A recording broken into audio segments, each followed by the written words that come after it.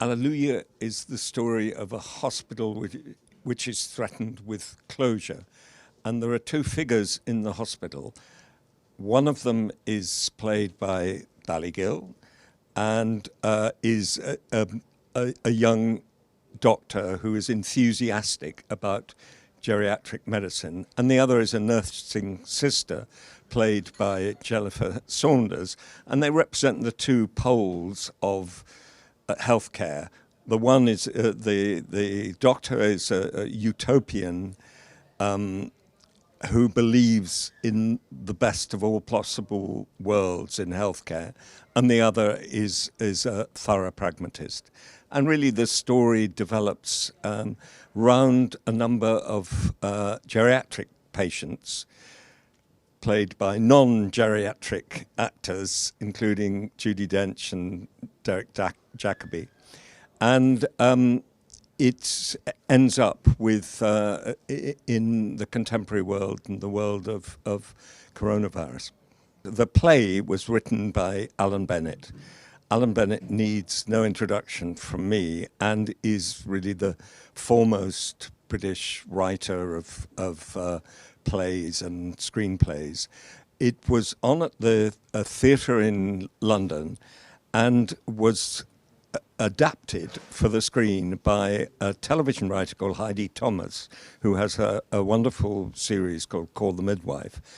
And she made what was very much a stage play with songs and even dancing at the end into a thoroughly viable film which is rooted in reality and is very concerned about the contemporary world and things that matter to me. The big things, of course, are health and old age. And I have a vested interest in healthcare and the way we look after our old people.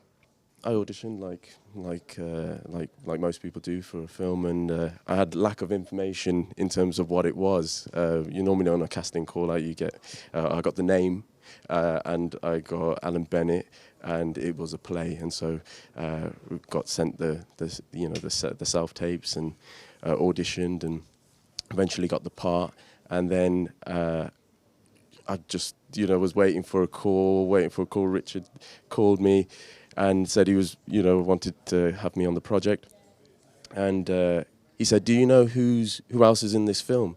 And I said, "I haven't got a clue. I really don't." And he just went, "Well, we've got Jennifer Saunders, Dame Judi Dench, Sir Derek Jacobi," and the list just kept going on. And he was like, "Oh," and my reaction was, "Well, that's wonderful. Yeah, that's. I think we're in good company there. I think we'll be all right." So that's how I got involved.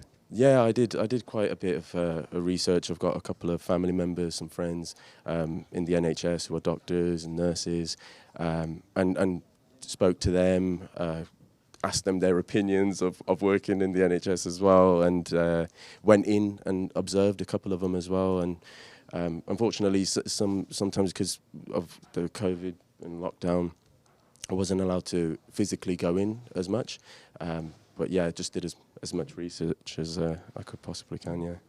I think the truth is that because I'm of such extreme age, that I'd worked with almost everybody on the film. And it was thrilling to be working with people who were even older than I was. I've known Judi Dench for, I think 55 years. Derek Jacobi, similarly, Julia Mackenzie, great singer and actress, was in it. David Bradley. I'd known most of the actors and worked with them. The glorious thing about the British acting profession is that it's a small enough group of people that if you work for a long time in the theatre and TV and on films, you get to at very least meet most of the principal players. So it was really a question of making a call and say, would you like to be in a film? It's a good part. And of course, the golden attraction is Alan Bennett. Because if it's a script, and this is as I said, a script by Alan Bennett, adapted for the screen by Heidi Thomas. But if it's Alan Bennett's name is attached to it, it means there are jokes. And everybody loves Alan Bennett's jokes. And this film, although it's about very serious matters, is larded with a number of jokes and a very Bennett-esque way of looking at the world that is kind of amused, simultaneously amused and appalled by the way we behave to each other. Well, Jennifer, I had worked in the theatre with Jennifer. She's really, I knew her comedy work, obviously, for years and years and years. She's an absolutely wonderful person.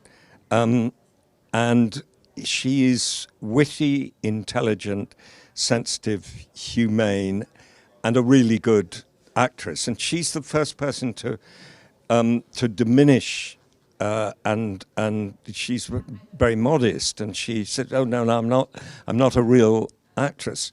The truth is that she's absolutely first rate, and although she's celebrated for her comic creations, she's a very considerable dramatic actor, and can hold her own and does hold her own alongside Judi Dench.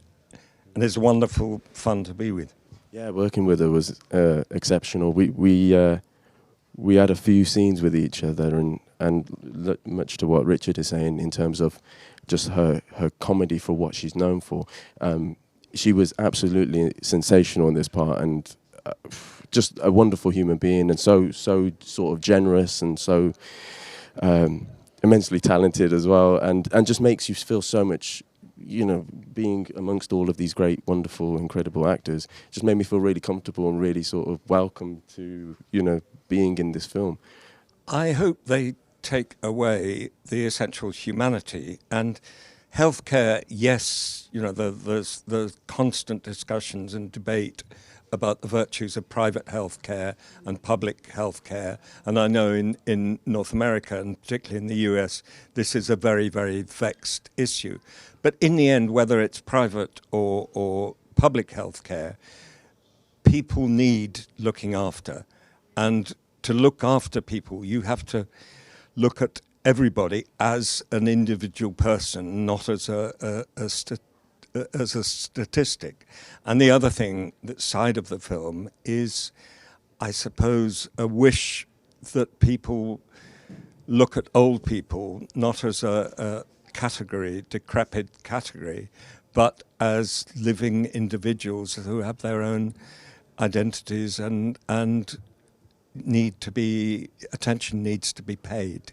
I had, I wouldn't say I knew the Queen well, but I had a number of meetings with the Queen, and I did once have lunch with her, and I sat next to her, probably as close as I'm sitting to Bally, and I rather shamelessly talked to her about horses, because I'd grown up with horses, and I thought, I know she doesn't want to talk about the theatre, because I